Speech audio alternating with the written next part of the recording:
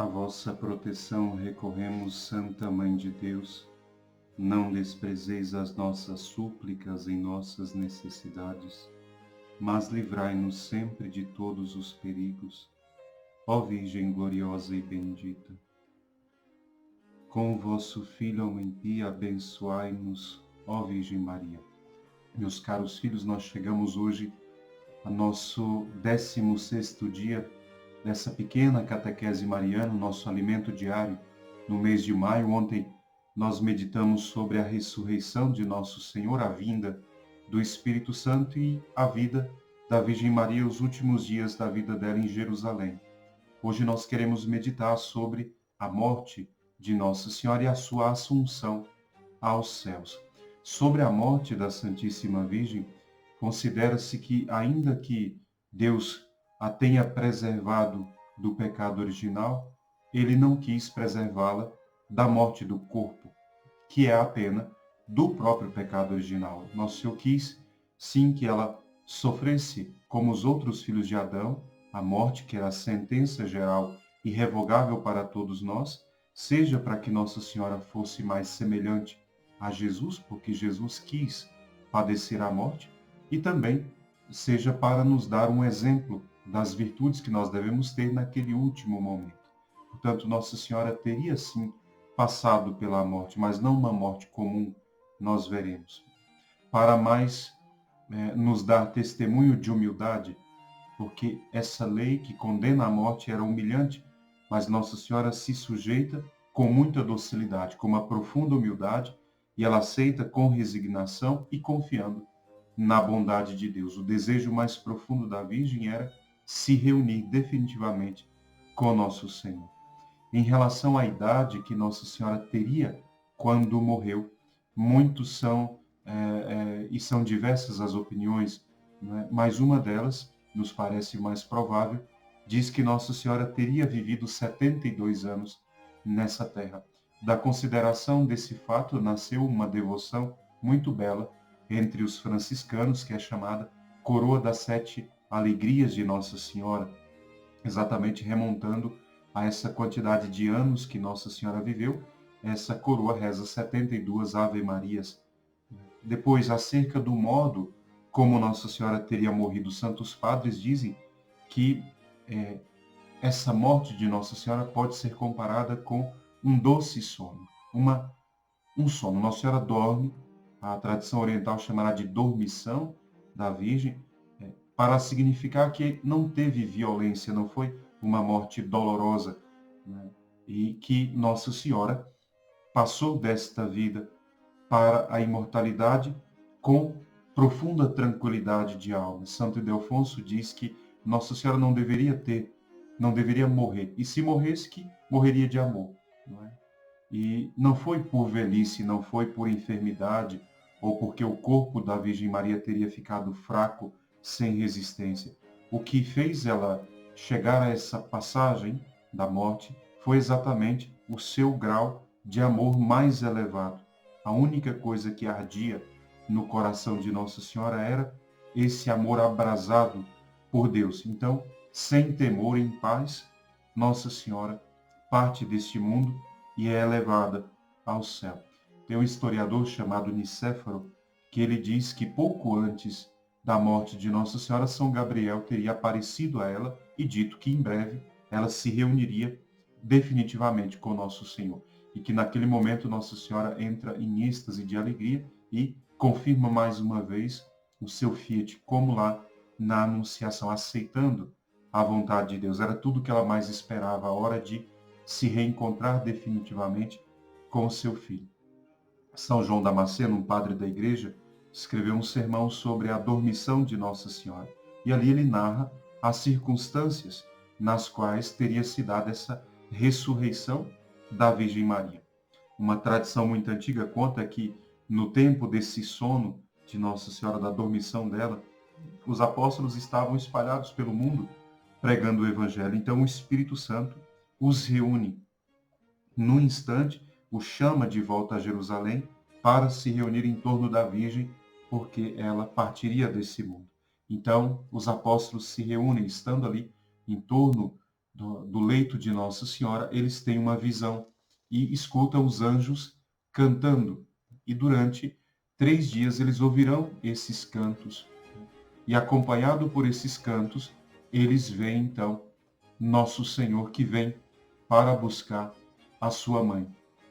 São Tomé Apóstolo, aquele que chegou atrasado para ver a ressurreição de Nosso Senhor, diz a tradição que ele também, como estava muito longe, ele se atrasou por 3 dias, né? E sofreu profundamente por não ver a morte de Nossa Senhora e receber uma última bênção, né?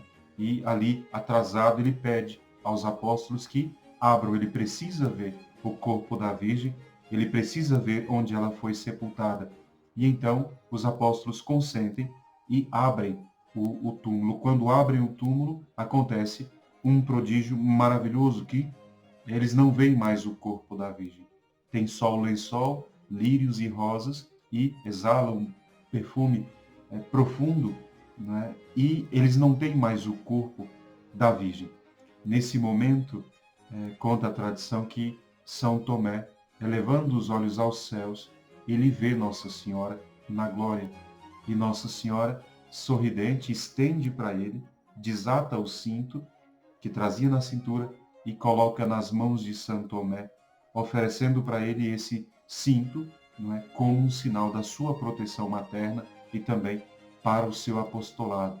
Existe a imagem de Nossa Senhora do Cinto, muito bonito, né? Esta imagem é uma relíquia, né? Dizem que este cinto da Virgem Maria, que hoje ele é venerado na Catedral de Prato, na Itália, ele teria chegado ali de Jerusalém no ano 1141. Tinha sido trazido por alguém daquela cidade que teria ido à Terra Santa. E quando essa relíquia chegou naquela cidade, as pessoas não deram muita importância, porque não podiam comprovar se era realmente o cinto de Nossa Senhora, se não era, né? Mas, no ano de 1173, aconteceu, pela divina providência, um fato extraordinário. Na festa de Santo Estevão, se costumava colocar todas as relíquias sobre o altar, para com essas relíquias abençoar, né, os enfermos e abençoar os endemoniados. E numa ocasião, né, exposto essa caixa onde estava o cinto de Nossa Senhora, se aproxima dessa relíquia uma jovem que estava possessa. E no momento que ela toca aquela caixa, ela começa a afirmar que é verdadeiro aquele cinto de Nossa Senhora. E no mesmo instante, aquela alma é liberta do demônio, né? Aquela endemoniada é liberta. E então se inicia ali um culto público, aquela relíquia. Próprio São Francisco de Assis, no ano de 1212, ele vai até Prato para venerar essa relíquia com os primeiros frades. Porém, esse culto ele já era muito mais antigo. O próprio Santo Agostinho teria já estabelecido na sua congregação essa confraria, uma confraria do Santo Cinto, que buscava exatamente praticar esta devoção à Nossa Senhora do Cinto. Deus, ele nos concede tantas graças. Nosso Senhor me deu a graça de poder visitar ali, em Lanciano, na Itália. Tem uma igrejinha onde tem uma imagem muito bela de Nossa Senhora do Cinto. Deus, ele quis preservar a sua mãe.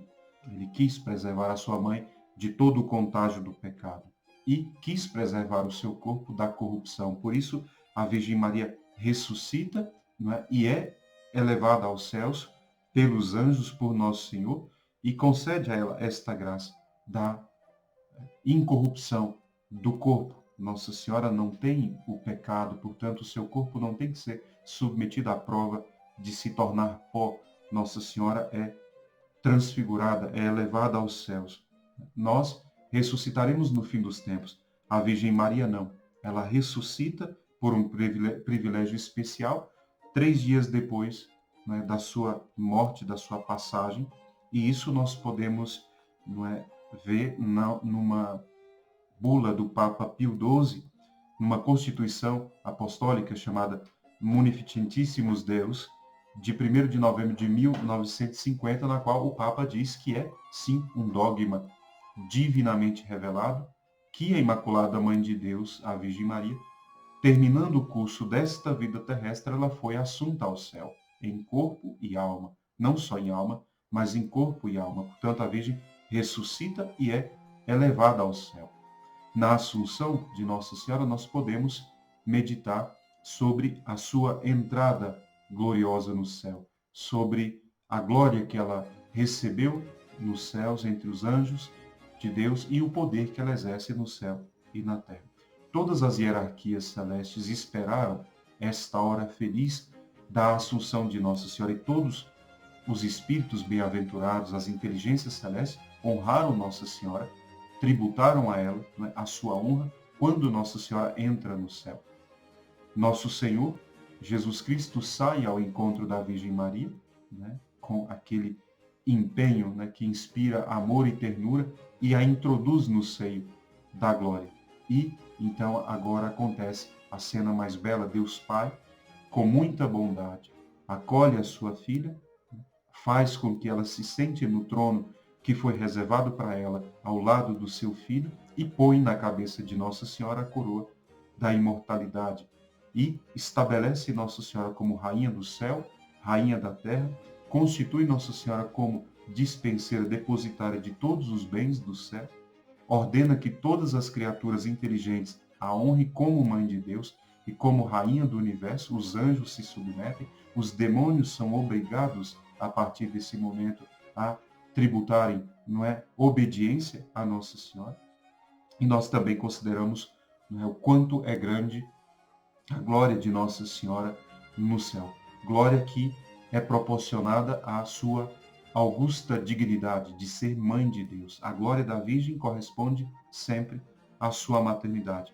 Foi enriquecida com os tesouros da graça, os merecimentos de uma vida longa, perfeita, vivida sempre nas virtudes heróicas. Nossa Senhora é elevada na glória, né, e elevada acima de todos os espíritos bem-aventurados, colocada acima dos anjos, e todos então se submetem ao seu domínio de amor.